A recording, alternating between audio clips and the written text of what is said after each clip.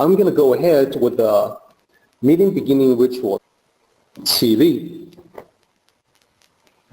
面向佛堂，参加先鞠躬，一鞠躬，再鞠躬，三鞠躬，参加各位的传世一鞠躬，开班一鞠躬，请坐下。As always, it is a joy and a pleasure to see you all here this morning, or afternoon or evening, wherever you happen to be at this particular time. I have to confess to you that this particular talk hit me in the face completely out of the blue this morning. I actually had made preparations for an entirely different discussion, but before I get started up for the actual temple meetings on Sundays, you know, I always take an opportunity to try to look over my presentation and get rid of the obvious spelling errors and artistic errors to the best of my ability, those sorts of things. And I was just flipping through the online Dao De Jing. I do that from time to time. And chapter 37, for some reason, said, hey, you know, talk about me this morning. And so I read through it and jotted down some notes. And that's what we're going to talk about. I don't typically pull one off the cuff quite so rapidly. Every now and again, there are times, there have been times, and I'm sure will be times, where I've sat down here to give a presentation, and at the spur of the moment, for some reason, felt compelled to set that talk aside and talk about a topic that I had no idea I was going to talk about. And I figure those things happen at the moving of the universe in some way, because somebody needed to hear what I was going to tell them. I don't know if this is one of those or not. In fact, I very rarely to never know exactly what the impact of these presentations is. I know you guys are very generous with a lot of good press, and I appreciate it very much. But in terms of the effect on individuals, you know, I don't really solicit or look for or expect, you know, a bunch of feedback from anybody. I just hope that what I say is useful. And so, you know, once in a while I find out that yeah it was, but most of the time I don't find out anything. But in any event, here we go. Before we get started, one last look at the coolest thing that's happened in Indianapolis for the last couple of weeks. This, of course, is Master William and the two ladies that he brought with him to Indianapolis at Nate's house for the dedication of his shrine. Yeah, that was just a stellar event. And I wanted you all to have one last opportunity to look at this before I put this picture away. These events for me are profound and very special.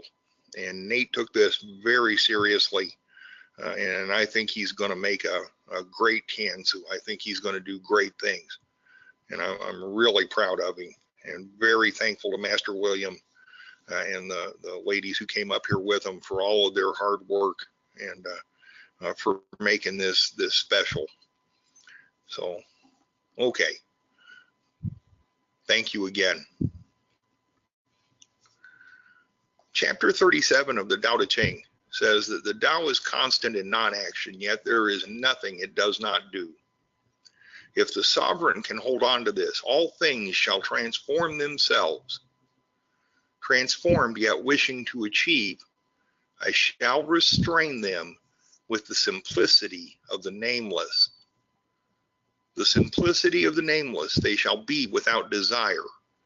Without desire, using stillness, the world shall steady itself. the essence of transformation rests on a couple of key points in this chapter, neither of which is well understood in the West. The first of those is the concept of wei wu wei, which is very oftentimes thought of as action by doing nothing. Non-action probably is the best rendering of that term into English, but the concept behind that non-action is not doing nothing, but rather doing something without attachment.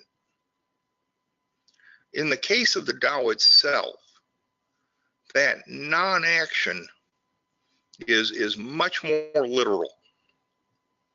The Tao itself does not take a mental or emotional perspective, nor an active role, if you will, in the affairs of humans. It is a cosmic force. It is something that goes so far beyond our ability to understand and describe that Lao Tzu's description really is all there is. The name that cannot be named, right? Is that which we can't see or touch or hear or taste, and yet we can feel it. We can't control or manipulate it. We have no idea really how it works, but we understand some of the peerages that we can describe. Essentially, the way I describe this to people who are new to these teachings is to think of themselves like a guppy, a little 1/4 of an inch long fish in the middle of the Pacific Ocean, right smack in the center. For a guppy in the center of the Pacific Ocean, it could swim in any direction for its entire guppy life and never see sunlight, land, or the bottom. As far as that guppy is concerned, that body of water is the entirety of the universe. It's all it will ever know. Its very life depends on the water. If you take the fish out of the water, it dies. But it's completely unaware of the water as water. It simply is the space in which it exists. The Tao for us is the Pacific Ocean. And it is from that perception that a couple of these misconceptions originate. The other one is the statement that I hear so often from the church of what's happening now, which is that since everything's part of the Tao, everything's okay. Well, on the one hand, yes, everything is contained in the Tao. There is nothing that exists that isn't contained there. That's by definition, it's a mathematical given. Because there is nothing that we can perceive that is not contained in our observable universe, let alone in something much larger like the Tao itself. As far as we know, once again, the Tao is our Pacific Ocean. We are essentially blissfully unaware of its existence, but we absolutely depend on it for everything.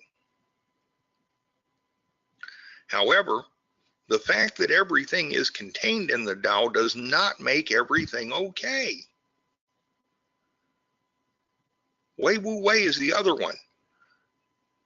The action through inaction. That doesn't mean that I can sit on my thumbs every day waiting for the Tao to bring me sustenance and wealth. If I do that, I'm going to starve to death poor. And that's a very simplistic view of a couple of real basic fundamental needs that everybody ought to be able to understand. Not only is everything contained in the Tao not necessarily okay, but there is no action within action that doesn't descend from the inaction of the Tao itself. And Lao Tzu is careful to say that the action through non-action of the Tao still accomplishes everything. The Pacific Ocean has no innate desire to support the guppy. It doesn't care if the guppy lives or dies. It doesn't care if the guppy eats or doesn't. That is not within its capacity. It merely provides the opportunities for the guppy to be a guppy. Think about that for just a moment. Because the Tao does that for us. It provides the opportunities for us to follow our essential nature. Therefore, Lao Tzu says, yet there is nothing it does not do.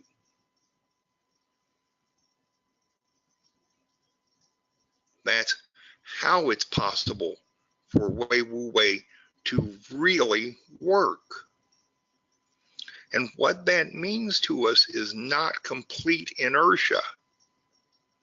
It doesn't mean apathy or the lack of goals, objectives, and activities. It means the absence of emotional attachments and desires and agendas that bring about failure. That's what Wei Wu Wei really means. That's what it really does. And so if you're beginning to undertake some kind of an endeavor and you realize in the back of your mind that there's an agenda going on that nobody else knows about, some self-serving motivation, some desire or attachment, particularly those that are motivated by a desire to get something over on another person or take advantage of a situation or an individual, then it's time to stop and think about what we're doing. Because that activity with that agenda and those desires is not appropriate and absolutely is not aligned with the Tao. And while it may succeed in the short run, ultimately it is doomed to fail. Lao Tzu says very frequently that the things that do not move in alignment and congruency with the Tao will perish quickly. Think about taking the guppy out of the water. Think about how much work it is for us to swim upstream against the flow of the Tao. And yet how many people spend their entire lives trying to do that very thing. And so Lao Tzu goes on to say, transformed and yet wishing to achieve, I shall restrain them with the simplicity of the nameless. We're all people. We all want and need and desire. It is part of our essential nature. Some of those wants and needs and desires are okay, some of them are not. But understand that all desires and attachments bring suffering at some point, even the ones that we willfully choose to keep. The one example I use most frequently is my attachment to my wife and my desire to keep her around, as well as my children. My desire for the welfare and happiness of my family will one day either bring them or myself or both of us some suffering. because all human relationships end someday by death or divorce or whatever. Okay? I don't really see my relationship with my wife ending in divorce, but hey, one of these days, one of us is going to die. More than likely me. I'm older than my wife. And when that day comes, she's going to suffer. That doesn't mean that that desire and that attachment isn't worth preserving. It absolutely is. But in our case, it's a conscious choice.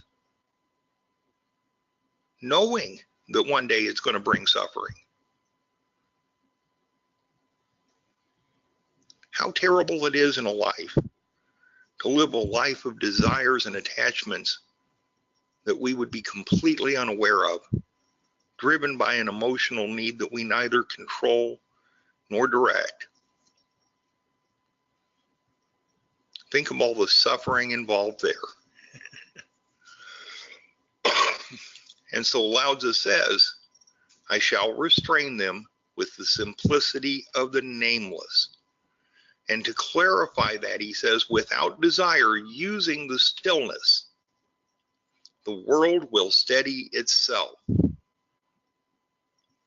The simplicity of the nameless, the simplicity of the great Tao of heaven, is the simplicity that comes with the removal and control of our desires and attachments and agendas. It is the simplicity that follows the uncluttering of a life. That process of introspection and examination and ruthless self-honesty that allows us to clear away the junk in our lives and maintain the desires and attachments that are beneficial to us in this lifetime. That list of desires and attachments is different for everybody. So I'm not going to try to tell you what the list is. I have my own list. You all will have yours. But the more unnecessary ones you get rid of, the better off you are. The more of those we get rid of, the closer we get to that mental and spiritual stillness that allows our lives to settle. And that's what Lao Tzu says will happen. Without desire, using the stillness, the world will steady itself. In this particular chapter, the term of the sovereign not only applies to potentially a ruler of a country or a state, but to each one of us, because we are the ruler of our own lives. And yes, as human beings begin to realize the power of the truth of being rid of some of these desires, attachments, and agendas, the entire world could be steadied, but that's going to happen one person at a time. There is no other way.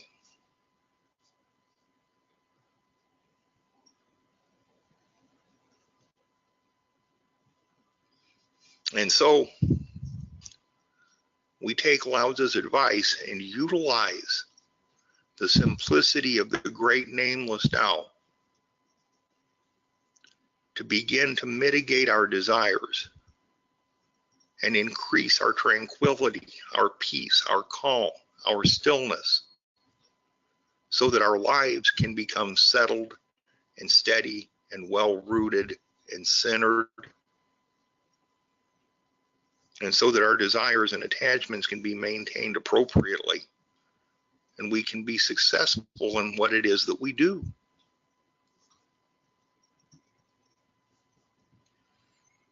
The path of the Tao always has been a path that reduces desires and ambitions and attachments, that get rid of manipulation and contrivance and subterfuge and intrigue and all of the other fun things that most of us see every day when we go to work, so that we can have a smoother, easier, more joyful existence on this planet, free from chaos and upheaval and emotional turmoil. I'm not going to tell you I've mastered the ability to do that, but I've done it often enough that I understand the process, and I'm trying to work my way through it. It's going to take some time, especially when it comes to driving.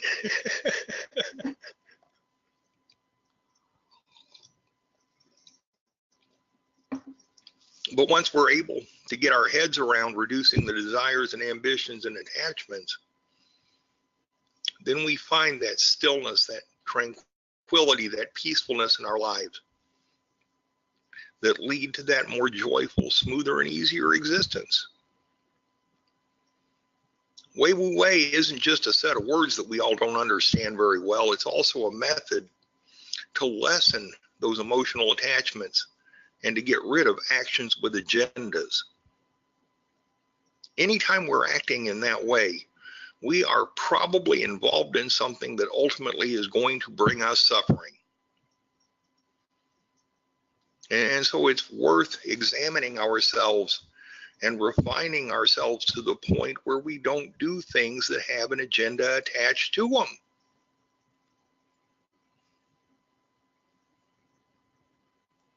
But that's not something we're going to leverage all on our own. It's, I don't think, a matter of instantaneous enlightenment, at least not in my case.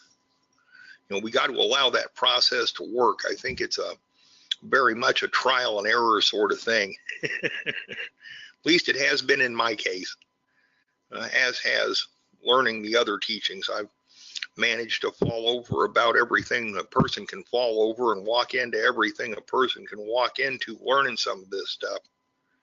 But it is those lessons that we gain through that kind of hard experience that stay with us for a while. This is one of those where we learn to be the people we ought to be and not necessarily the people we are. And we have to be willing to watch this transformation occur. Although the Tao itself doesn't maintain an emotional attachment to any of us, it is a miraculous and wonderful thing to watch the transformation occur in a person who walks this path. The only way we can see it in ourselves is to look back over the road of the past. At least for me. I almost never recognize a step in the transformative process while I'm in the middle of it. Normally that involves some effort and a bit of emotional pain and a little upheaval in my life, and you know, those sorts of things. But when I look back over the course of my life, I can see the places along the path where I made choices and decisions as a result of those things that helped to bring me to a better place. And that's really kind of neat. When we're looking at the path of another person from this perspective, we can also kind of see the places in their lives where those same sorts of choices and decisions have led them to where they are. And to see that transformative process occur in another person is a joyous event. But it is a process, and it takes time. You got to be willing to put the time and the work into it. But it's well worth the trip. So what do we take away from this with us today? Well, you know, first of all is the realization that the action of unattached actions is a difficult concept to grasp, particularly here in the West, where the culture is very different and our understanding of ancient Chinese is very bad. And that's being kind. And our ability to really get our heads around doing something simply because it's the right thing to do and not without some kind of self-serving reason to do it. Okay. Case in point, we all go to work because we want a paycheck. Well, Okay, that's not necessarily a bad reason to go to work. It is an agenda. Whether or not it's an okay agenda, I leave to you guys to decide for yourselves. Just remember, though, if you're going to sit down in your living room and wait for the Tao to bring you the paycheck, it probably isn't going to happen.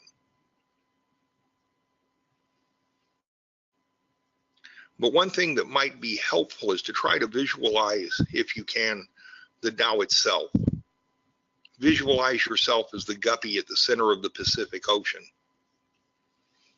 It holds no desires, no agenda, no attachments at all.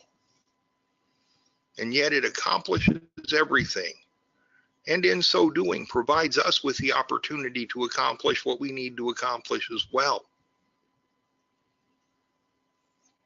That is perhaps the best, most stable example that I can think of for the action of unattached actions. So then the question becomes, can we use the stillness gained from the simplicity of the nameless to manage our own lives, to make our own existence smoother and easier and better?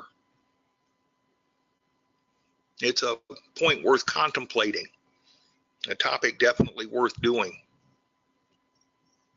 And can we follow this example that comes from the Tao itself? I, for one, intend to try for as long as I have breath in this body, and hopefully for a long time after that. You know, if you all wanted to join me on a walk down that path, I think that might be a journey worth taking. Thank you all very much for letting me share with you this morning, and I truly hope that something I said was useful to someone. Thanks again, and have a wonderful, wonderful rest of your Sunday. Bill, thank you. Another solid presentation. I really think your time in solitude, in reflection, is paying off big time. Thank you. So I think quite a few comments. So from Julie, thank you, Bill, for your talks. Every week, they speak to me on a deep and profound level that helps me tremendously. And also a question from Julie to you, Bill. Is the state of frustration with others an act against the Tao in of itself? If so, how do we stop ourselves from being frustrated when others behave badly and you know they know better, but don't? That is a question I wrestle with on a daily basis on my way driving into work. Wow. Maybe in parenting as well. Now and again. Yeah. The thing that I try to do is remember that everybody else out there is just another soul trying to find their way home. And that helps somewhat. I got to tell you, it takes me almost an hour to get to work in the mornings and about an hour to get home. And sometimes I see people do things on the road that I look at in absolute wonderment. And I, to this day, have not been able to control the frustration and amazement I feel at some of the stuff I see. It's remarkable that some of these people haven't gotten themselves killed by now. Yeah. So Julie further chimes in that it's the same way for her also at work. And I think that's probably a common experience for, most working people. Like we see so many people behaving in a certain way, and and I know that they ought to know better. They should know better. But how come they don't do it? How come they don't do what they know they ought to do? That's a potential point in frustration.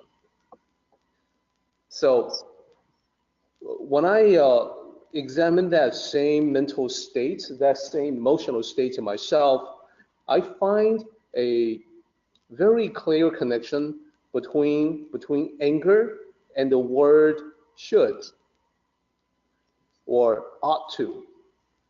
So whenever I find myself saying things like they should know better, or they should do so and so, or they should do it in a particular way, or they ought to know, they ought to do, etc. Whenever I use those terms, I get worked up. So it has been pretty useful for me to transition out of the should state and convert them into they are. You know, they should they should be a certain way leads to anger. They are a certain way leads to, I think, the beginning of acceptance of the way things are. You know, knowing that I can't change them. I think they should be a certain way. They may have a different idea. Other people may disagree. You know, we get into all kinds of complexities, and not a whole lot we can do to change someone else. So it leads to, you know, ever more frustration and anger. What do you think, Bill? I think that's very good. I think the attempt to move from a they should to they are might actually be really helpful, because about the worst you can get out of that is a sense of resignation.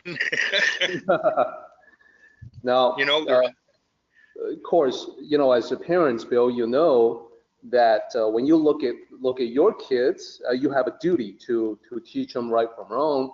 So when you look at them and you know that they're not, you know, being at their best, that they ought to know better, they should know better, you do have a duty to reinforce, you know, what they ought to know and what they should know. Of course, that's, you know, very different. So we can't treat our coworkers as our kids. That's the problem. True. But even then, you know, our kids are unique individuals as well. Yes. And you got to give them the slack to learn some of their own lessons, even when it hurts sometimes. Exactly. So further feedback for you, Bill, from Tim. Another fantastic presentation, Bill. A message I will focus on the rest of the day. Hopefully, thank you. It sticks. Give me 1 second. I have to handle something here real fast. Please continue. Sure. And I'll just take a look at the other messages that are incoming. And so, you know, Julie, I understand your frustration level has reached the peak, and, you know, it could be causing a lot of stress factors that, you know, you are better without. So I think, you know, if we both, and it's the same for me, really, all that tension, all the stress factors from watching people, you know, doing what I think they ought to do. You know, I look at, for instance, politicians and government officials, and, you know, I think to myself, well, they should just come clean about something. They should just tell the truth. They should just tell it like it is, etc. And that leads to a lot of anger and frustration as well. So in all cases, it would be better for ourselves to manage our own internal states and, you know, understand that the world is the way it is. Everyone has their own separate journeys. They are not necessarily walking the same path that we're on, which, by the way, leads me to appreciate those who are on the same path as myself all the more, you know, because it's rare and it's precious. It's great to have people like minds who are walking the Tao as I am. So even in the most frustrating moments, I find a pretty good reason to reflect on life and feel gratitude. And yeah, it may be time for tough love as far as these people who really ought to be a certain way or do certain things, but they don't. They ought to know better, but they don't. There's a karmic lesson waiting for them, waiting to drop on their heads, basically, the school of hard knocks, so to speak. So when karma teaches that particular lesson, I know that it's going to teach that lesson in a way that's far more effective than I can. So that gives me a measure of peace as well. That's a remarkably true statement. And, those lessons always seem to stick with us. Exactly. And we also want to, look out for our own karmic lessons that are on the way to drop on our heads. Oh boy. Yes. Been there a couple of times. Okay. So, and also from Kevin, feedback for you. Thank you, Bill. Just what I needed to hear this morning. Thank you all very much. Let's go ahead and do the meeting ending ritual, everybody. 起立，面向佛堂，持架3鞠躬，一鞠躬，再鞠躬，3鞠躬，持架规则是1鞠躬，接班一鞠躬。Okay, everybody, we are done.